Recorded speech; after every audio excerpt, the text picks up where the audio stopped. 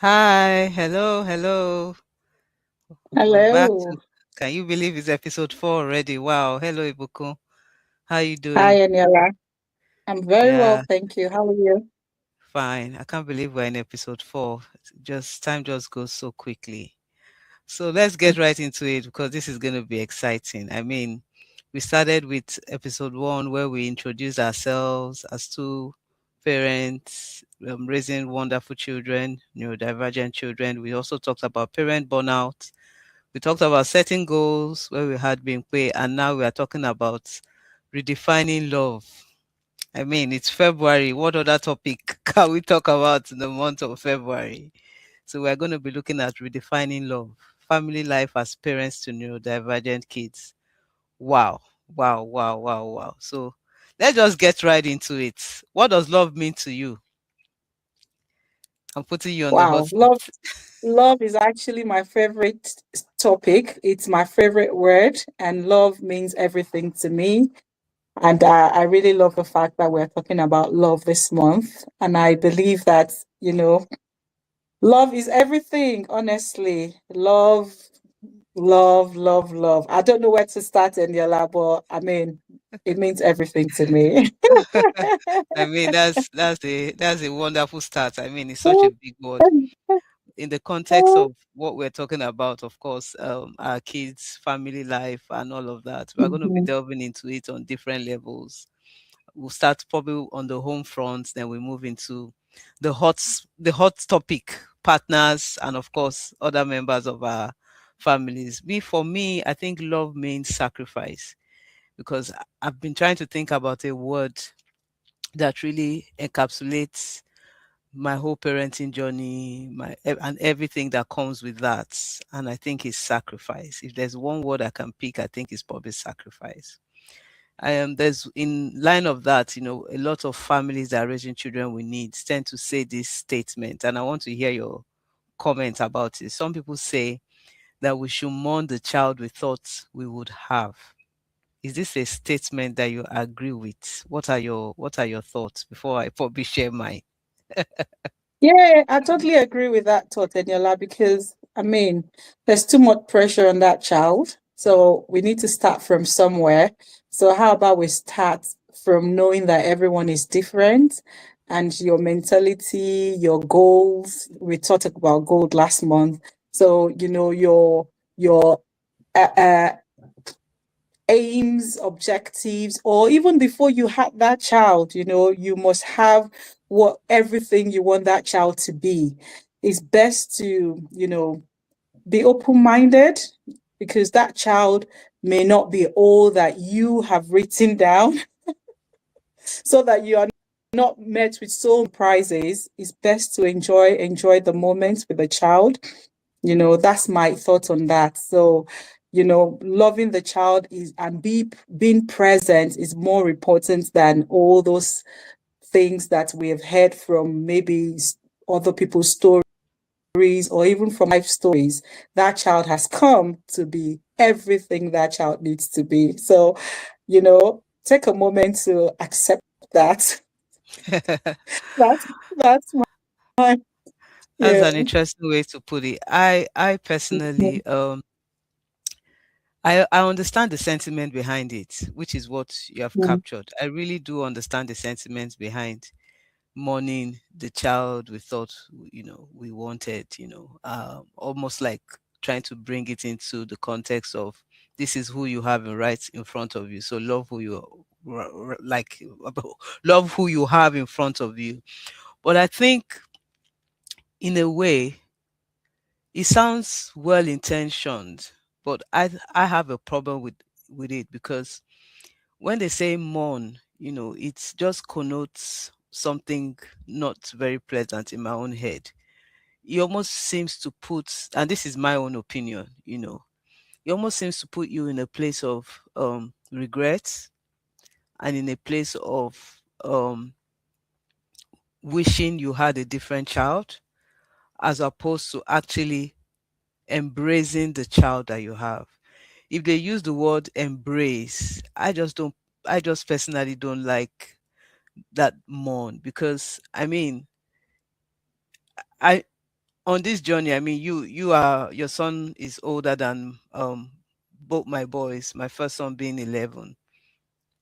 I know that I had expectations, just like you said, about what I wanted my children to become and things like that. But over the years, I've learned to snap out of that. Not that I don't challenge them, not that I don't have goals and Mm. dreams, but if you keep being stuck in the image that you had about the child or the children, you there's a possibility that you lose the benefit of actually looking at this child in front of you and actually accessing the good that comes with them. Do you understand what I'm trying to say? So Absolutely, Daniela, I hear you. I hear I you on don't that like that note. thing about mom Mm. because it almost makes you feel like you need to stay stuck in what your expectations are as opposed to actually now looking at this child. But yeah, I mean, I think you've hit it on, you've hit the nail on the head by all the comments that you shared. But for me, I just Uh-huh. choose to just have a different way of looking at the child. I mean, yeah, things are not as we wanted, but do we want to stay Mm-hmm. stuck in the past? Do we want to stay stuck in the expectations, Yeah, that we had instead of that's a good point. realizing that there's Yeah. more things that you can actually gain, even beyond your Mm-hmm. expectation that you might have had. So I guess that's where my own angle Yeah. comes from. But let's not dwell on it. I didn't even compliment Yeah. your outfits. We just started very heavy like this. I love your heart. I love your heart. There's no red today, and Oh, I made thank you. one red though, thinking you wear red as per February. You But know, yeah. that's the thing, and you're like, we're talking about love, right? My favorite color is green. For some reason, I love Oh, green so much. Green oh, has just stuck with me, okay. and remember in secondary school, our uniform was green as well. Ah, But before yes. I even got to Shagamo, green was just my favorite color. And Oh. green reminds me of growth. It reminds me of, you know, positivity. It reminds me of the greener pastures. It's just my love color, if I can put it Mm. that way. So that's why I've got a bit of pink on the heart as well. just to You're always compliant. So yeah, that explanation gets, so you're wearing the color that you love. Perfect. Uh, absolutely, and I'm doing the absolutely. mixture of the red and the pink and all of those. Looking Yeah. like a bouquet of flowers. No, it's all good. Okay, that's on a lighter note. So we are still talking about love. Okay, we've talked about that myth about what people say about money. So now let's begin to delve into the myth. I mean, we are known to be mothers that share real stories and the truth behind raising neurodivergent children. So let's talk about love in the context of our partners who are both married. How has raising a neurodivergent child affected your marriage, if at all? Hmm. That's a deep question, I Daniela. love that sigh. I love it. I love the sigh. Don't worry, take a moment, digest it, then share your thoughts. I'm digesting it seriously, honestly, because for us, I think the first insight, at the foundation of all things was self-denial. So we didn't even think of love when we heard about the diagnosis for a start. We started putting love in action when we realized this child was going to be transitioning into high school. And don't get me wrong, we love this child with all our hearts, right? However, we've got to face the fact, the real, emotions then was denial. We just couldn't resonate with it. I mean, with time, we started, because you can't give what you don't have. Honestly, we needed to love ourselves. And when I say ourselves, as parents, we needed to know who we were, first of all, to understand where we were coming from, to energize ourselves. And that energy, we're still doing it daily. We're still receiving the strength daily. It's not easy, it's hard work. However, building the foundation on a right stone now, on a right ground, on a right on the right, how do I put it now, has helped us not only to be able to love our son, it's also helped us to share the love, you know. And when I say share the love, I believe in I believe strongly in community. Eniola, you know that with me. I strongly believe in community. I believe that it takes a village to raise that child. So my love was not enough. I needed to tap into, you know, the support system, like I said in our last episode, that is very, very essential, you know, especially when you have a special needs child. It's very, very important to, you know, get all the love and support you need from everywhere possible. So we did that and we're still doing it because I don't think that you can arrive, like, let me use that secondary school slang. You can't arrive. It's not possible. So, but with time, we have learned out of loving me and my husband also loving himself, and both of us loving one another. We have now been, you know, come to a point where we overflow with this love and we're able to pour it on this child because you can't. Somebody told me, Ibukun, it's not good for you to do this out of an empty cup. You can't. You'll be drained. You will feel tired. You will feel exhausted. And that child will know the different kind of emotions that will come from you towards that child will not be positive. So self-care was my number one goal too. Does that make sense, Eniola? It makes a lot of That was my sense. number one. I Yeah. mean, And it's that's why I'm still here. Mm. I actually love you've touched on so many things. In fact, we have preempted everything I was going to ask. Yeah, I love what you said about, loving the child because you cannot give from an empty cup. I love what you said about how it has positively, inspired continuous love. And I also love the fact Mm. that you mentioned community. I mean, those really are the pillars, for this kind of unique Mhm. parenting journey. I think for Yeah. me, and thank you for making, for bringing that context, because really you have to really redefine what love means when you are raising a child that does not meet your expectation. You need to redefine what love means. And I think that was one of the first things I had to do in terms of loving my children. Um in the context of marriage, hmm, me, I like to give stories. I just love stories. In the context of marriage, I would say that I don't know, a lot of people have different experiences for families raising children with needs. Some people will say their marriages have have grown and became stronger. Some people will say that their Mm. marriages was impacted, and some people would also share that their marriage did not survive.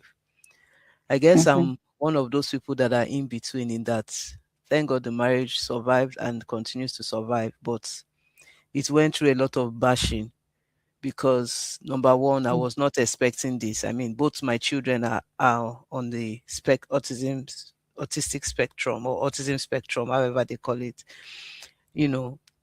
So it was a rude awakening. I was like, why, So I went in trying to solve, trying to fix. I think I shared that already in the first episode.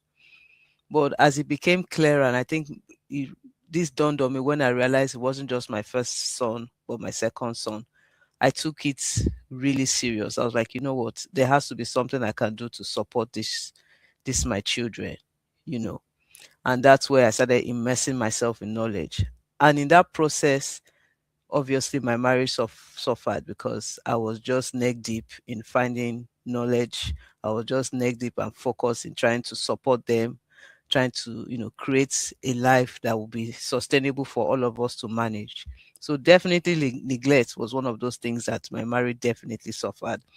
And I also forgot the fact that this these children did not come with a manual, because I was Mm. very hands on in trying to get the knowledge, I did not understand that my husband too needed to go through a process of actually accepting the reality. So in many cases, I was like, "Ah, why is this one so slow? As in, why are you not on the same level as me? And it made us fight a lot. We fought a lot at the beginning because obviously I was not mature enough to handle the fact that he too is processing his own emotions. The fact that I was Mm, able to accept it early, accept the mm, diagnosis early, does not mean I should have given him more grace. The same patience I mm, exercise with my children. In retrospect, I can say this in retrospect now, but that was not how my brain was functioning at that time. All I was hearing and saying to myself, this man must be wicked though, to be leaving all these things to me. But I know better now mm. because I realized that he too was going through his own journey of acceptance.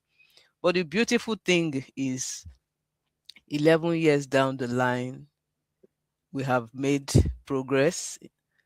We cannot, I can't say we can erase those years of neglect just like that by Mm. waving a magic wand. It takes time, but we're in the It process of does. Mm, rebuilding. We're in the process of rebuilding. And how are we rebuilding? I think for me, it's really going back to the basics of friendship because I mean, intimacy and all those things suffered. I was like, "Ah, this. I mean, it was not a priority. I mean, I'm taking child from one place to the other. Who has time for? I mean, don't come near me. That kind of thing. Well, I did say that, but I mean, I was not even welcoming enough. So obviously, intimacy suffered. So I think what is helping us is going back to that foundation. At the risk of oversharing, I think I should stop there, going back to that foundation of friendship and rebuilding. We've come a long way. My husband has come a long way. I've come a long way. And I've learned so much from that experience, in that you have to learn to give yourself grace. You have to learn to um, see things from a different perspective. And I think that was one thing that I did not realize on time.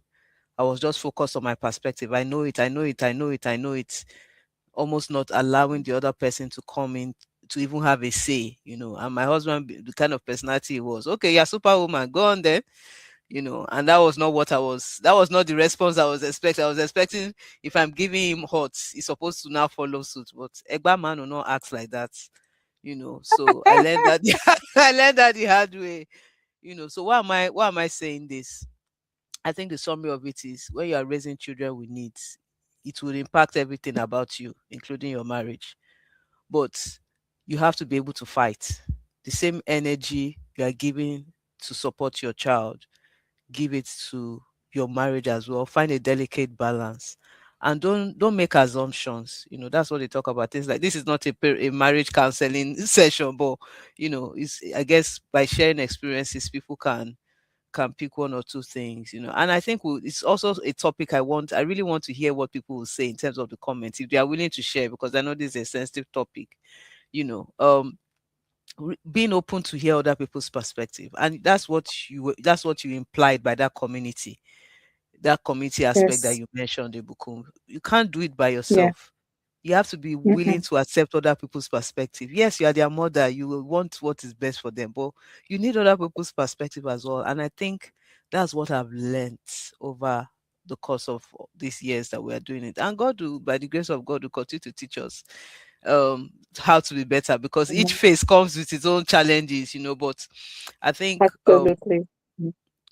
embracing everything you said about love, everything you said about sacrifice, everything you said about intentionality. And I think that's the summary of everything you said. Really being intentional about the children or the child that is in front of you, intentional about your spouse, recognizing that they too matter, and the self care aspect, you too matter. So yeah, that's my Yes. own summary. And thank you for making me reflect on that by allowing you to go first.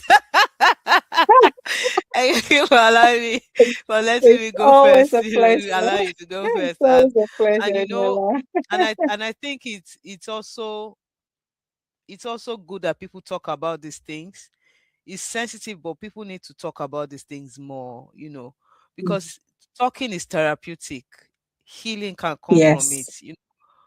solutions can Mhm. come from it. You realize that you are not the only person, because sometimes isolation makes you feel like, you are the only one going through this thing. Oh, hey, Mogbe, oh. Sorry, why do I keep using all Exactly. these my Nigeria colloquials?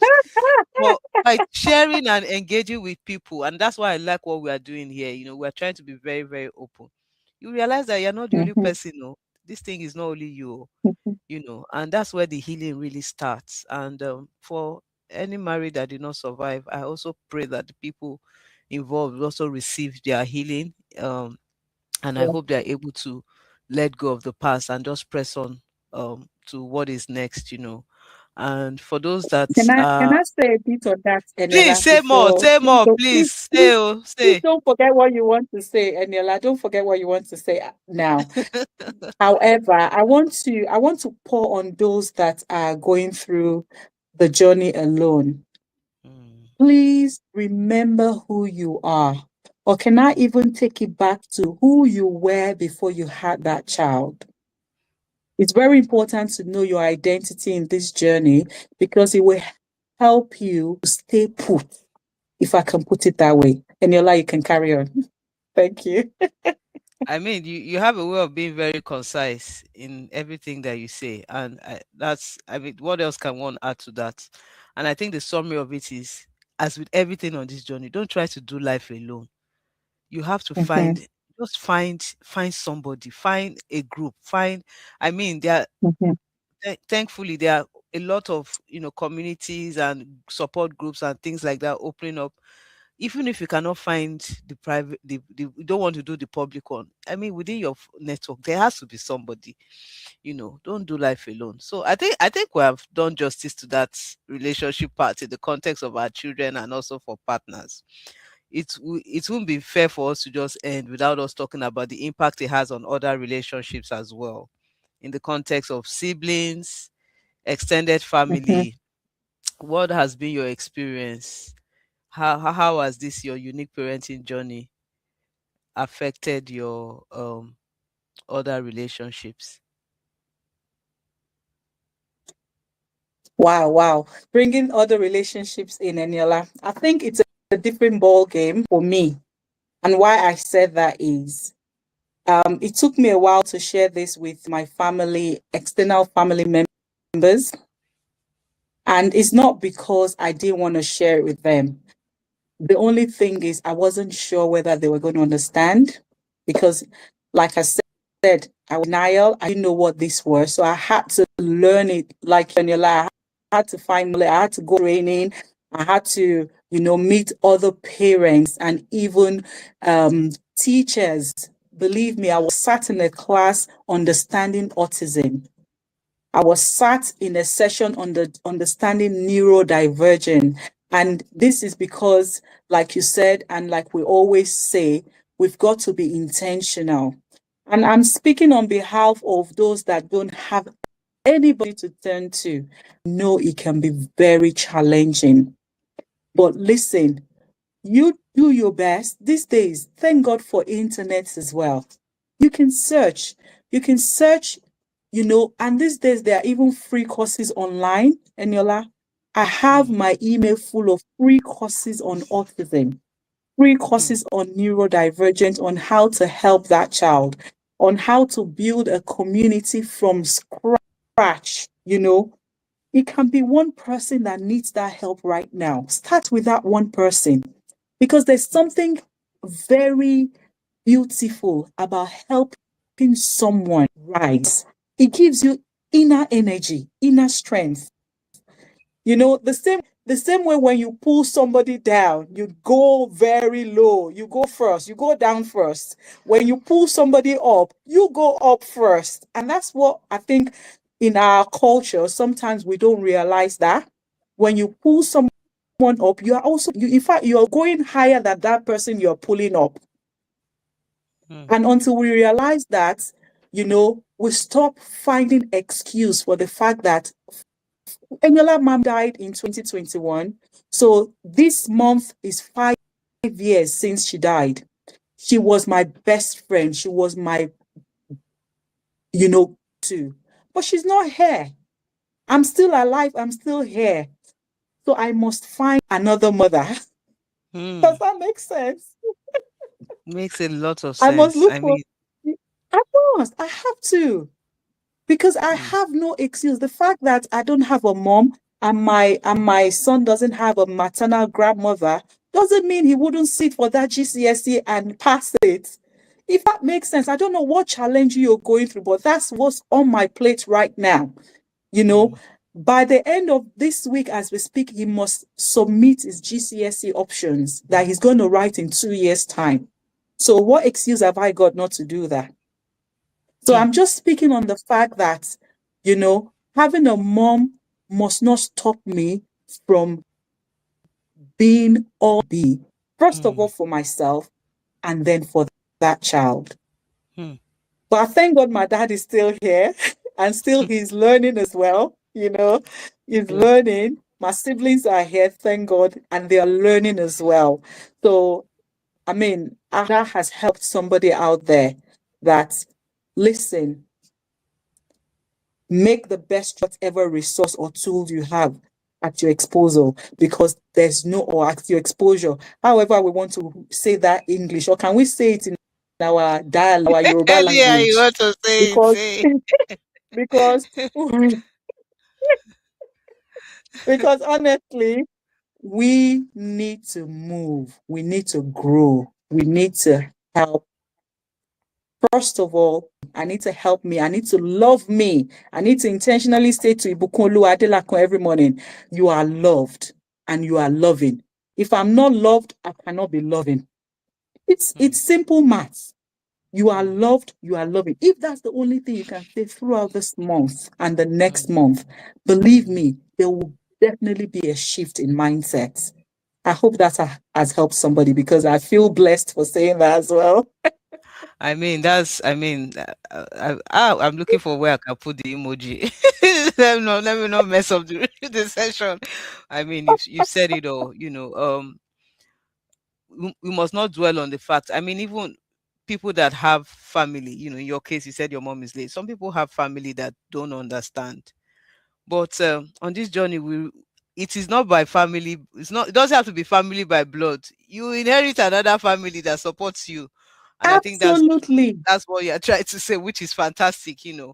Is where the love is coming from that you embrace, whether they are blood or not. And I think one thing that many of us have learned on this journey is to keep far away from bad energy.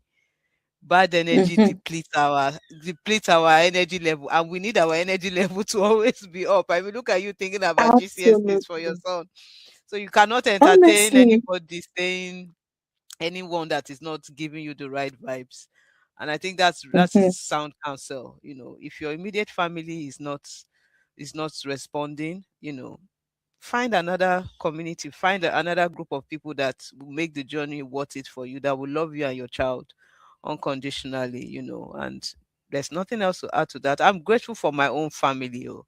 God has really blessed me with my family. I mean, my siblings, especially my sister, she has taken it upon herself to really understand this autism thing.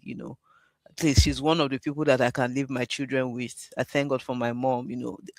Our parents come from a different generation where all this thing is still new. So I'm really grateful for her that even when it didn't make sense to her, she still showed love, she still showed care, she still showed concern, and I will always, always, always appreciate that. And with everything I'm doing now, she's very supportive. She's really, really, really knowledgeable. She's just soaking everything up like Mm. a sponge. And that is the attitude that people need to have. Even if you don't understand it, just for the sake of the person, just make an extra effort, because the information is not like back in those days where people did not know anything. Now the information is out there. It's actually ignorance Yes. not to know. So I hope people can do more in terms of helping, equipping themselves so that they know how to support people. Not, and it doesn't have to be your blood families. I think we have said that already. Anybody, because it's society, thing is happening all over. So we have to be Mm. informed. Okay. Um Yeah. we're running out of time. We're gonna go a little bit above 30 minutes, but I'm sure people are gonna love this episode. I mean, it's very relatable. People always ask us, how others can support families like ours. And I think you've kind of touched upon it for people to build their knowledge bank for people to really help and things. Do you have anything else to add to that? Because I mean, it's always good Yeah. for people to know how what we want from them. So this is our opportunity to Mhm. tell them. Yeah, I think most importantly, for instance, Eniola, and I'm being honest, some of our families we deal with, they just need a time, to go out, shop, to love themselves, without that child, at least for an hour, for 2 hours, to go to a birthday party or to even just go out to have a coffee. So if you're if you are in a situation where you can help someone, you know, and when help someone honestly and truthfully, help to keep that child for a couple of hours, while the mom goes to self-care or to pamper herself, please do it. We're talking about love here. So if you feel there's a way you can even go out to the shop, help with shopping. Little things like that go a long way. I'm getting emotional about it because I know what I'm talking about. These are practical ways we can support. Sometimes it's even cleaning the home. Eniola, sometimes talking about my own home. I leave things and I just go and sleep for 30 minutes.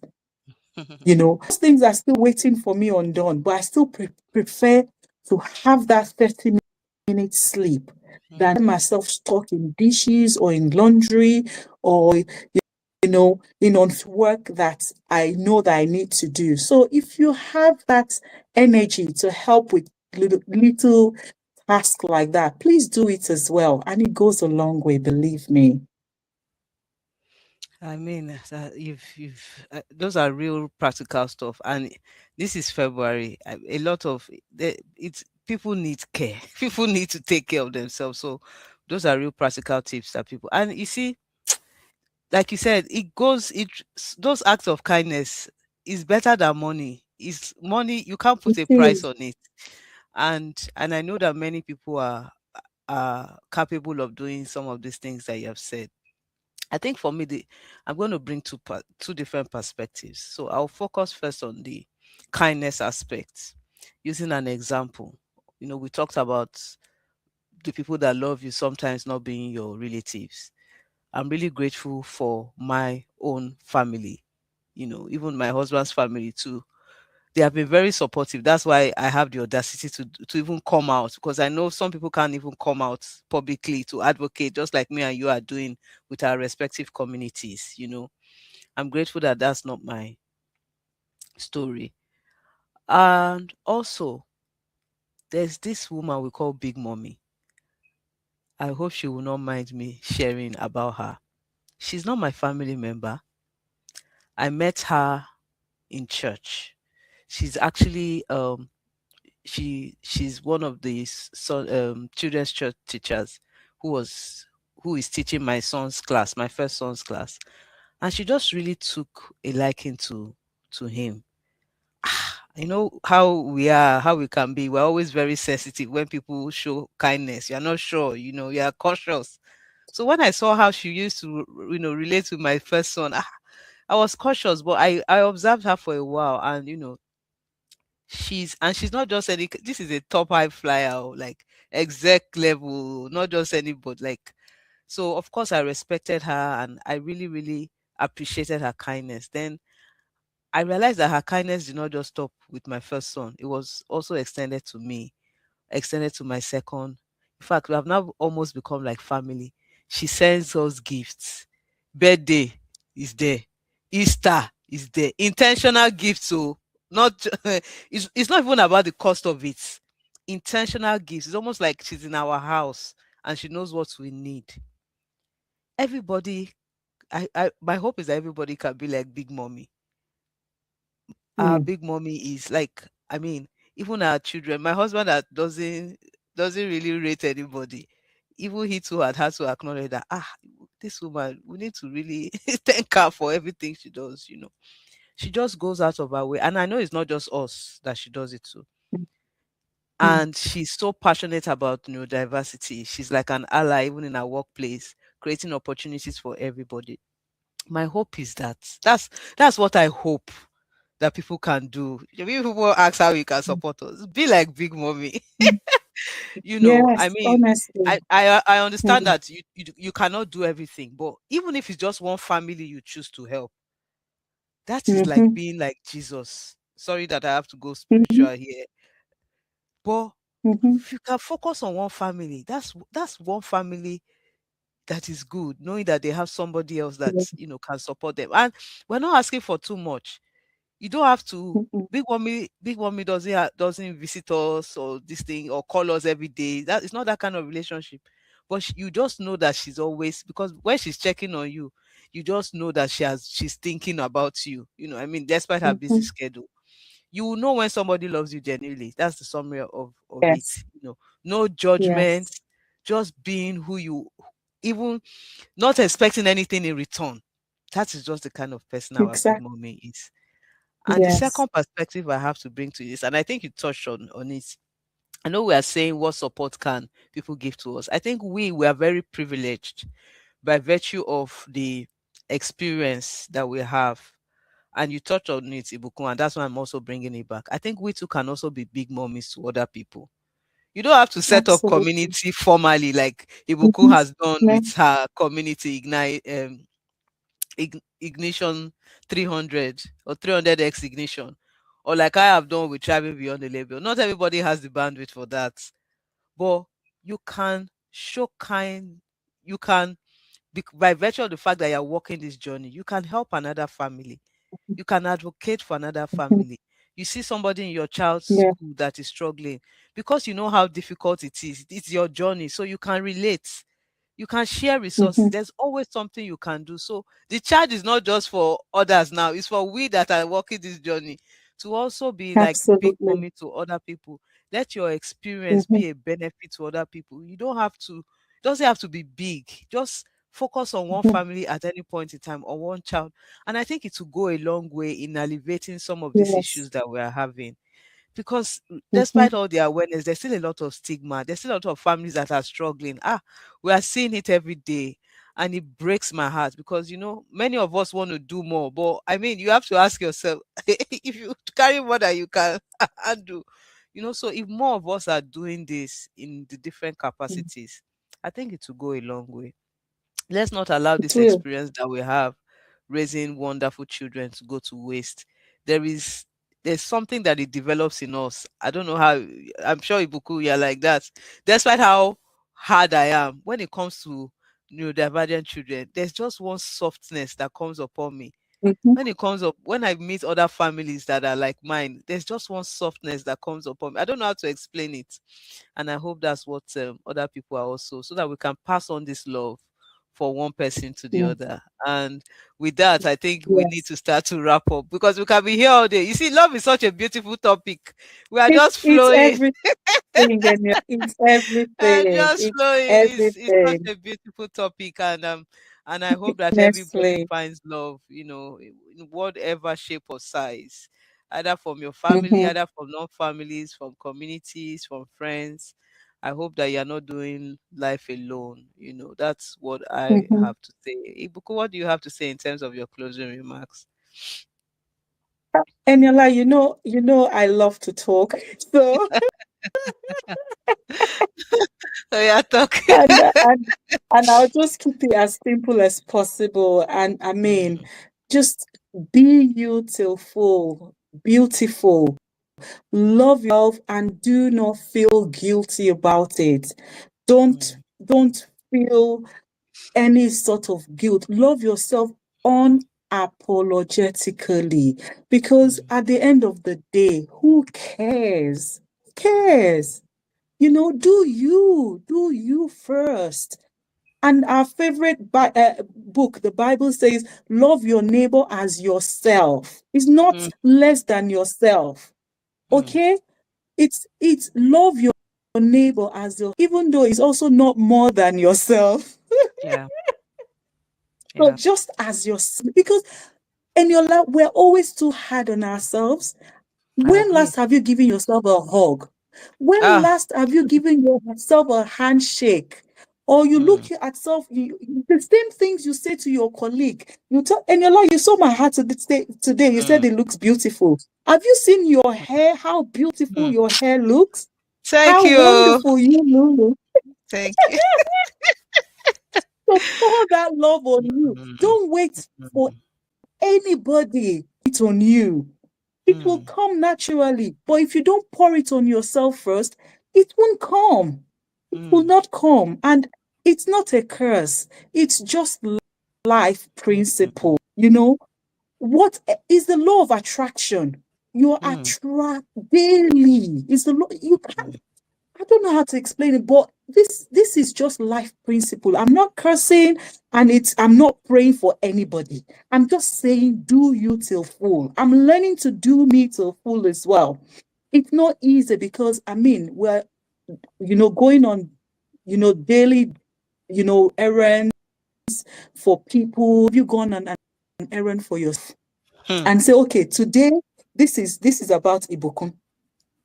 You have mm, to, because at the end of the day, that child, my mom has died. I am mm, here, you know.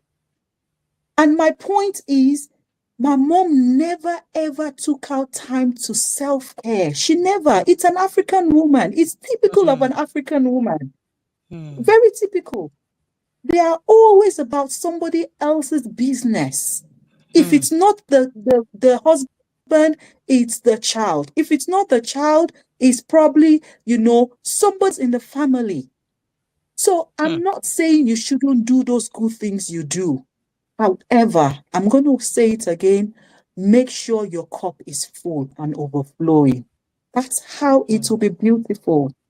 Okay, because we want to be here in 10 years' time, in 20 years' time, Yes, if so possible, in 100 years' time. Things yes, are so changing. It's true, yeah. things are changing. People are Mm, living long, so we want to live long as well, so that okay. we can also declare the glory of God in this land of the living. In your life, we have to. Yes, so yeah. So, and don't forget to like, comment, put a comment down there. If there's anything that resonates with it, just put a comment down there and subscribe as well. Like, and share, share, so that Ah, you keep the Ibukun. community growing.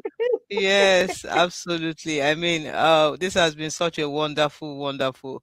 I mean, we don't follow Mhm. scripts here. We are just saying it as it is. We are real, real stories, real Absolutely. conversations, and I hope you got Mhm. something from it. There's nothing else to add. Ibuko has said it all. Love yourself. Keep loving that child or those children. Keep loving all those people, and let that love also pour out of you to other people. So I guess we Mm. see you at the next episode. Thank you. Please drop your comments. We want Thank to know, you. actually, before we go, we want to know what people did this month. So let them people put comments. All this long thing that Ibuku say people should go and do, self-care. Put in the comments, what did you do? We'll read it. When we come back in March. Thank you so much, everybody. Thank you for sticking with us. I hope you're enjoying this as much as we are. And see you on the next episode. Bye.